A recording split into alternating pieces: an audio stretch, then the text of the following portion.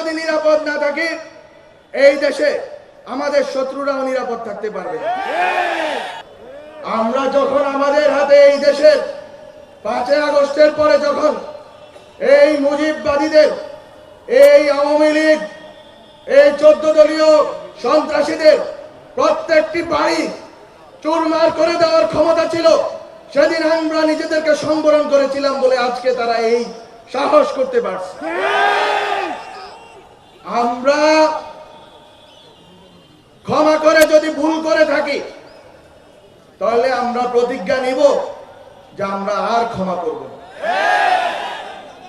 আমরা যদি দয়া দেখিয়ে, আমরা যদি মনে করে থেকেছিলাম যে আমরা এই দেশকে, এই দেশের ভিতরে রাজনৈতিক লড়াইকে, রাজনৈতিক দ্বন্দ্বকে এই দেশের ভিতরে মোকাবেলা করব, যারা এই দেশের বাইরে এই দেশের লড়াইকে নিয়ে গেছে তাদেরকে হুঁশিয়ারি করে দিতে চাই যে যদি এই দেশের লড়াই এই দেশের বাইরে যায় তাহলে এই দেশের মুক্তির লড়াইও এই দেশের বাইরে যাবে। খুবই খুবই সংকটময় পরিস্থিতি সামনে, আমাদের গায়ে হাত দেওয়া যাবে না। আমরা কিন্তু একটা লাশ পড়লে আমরা কিন্তু লাশ নেব, কত সুশীলতা করে লাভ নেই, কারণ অনেক হয়েছে, অনেক ধৈর্য হয়েছে, অনেক আমরা রিকনসিলিয়েশন, ট্রুথ, আমরা বিভিন্ন কথা বলেছি।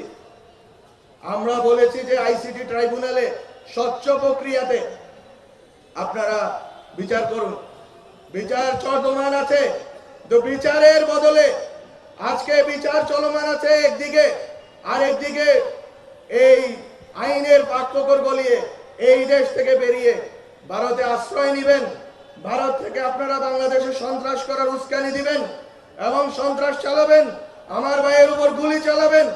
আমরা এটা বরদাস্ত করব না। আমরা এটা বরদাস্ত করব না। কিভাবে করব না? এখানে বাংলাদেশে ভারতের এবং বিদেশিদের যারা স্বার্থ রক্ষা করবে তাদের অনিরাপদ থাকতে দেওয়া যাবে না। আমরা যদি নিরাপদ না থাকি এই দেশে আমাদের শত্রুরাও নিরাপদ থাকতে পারবে না।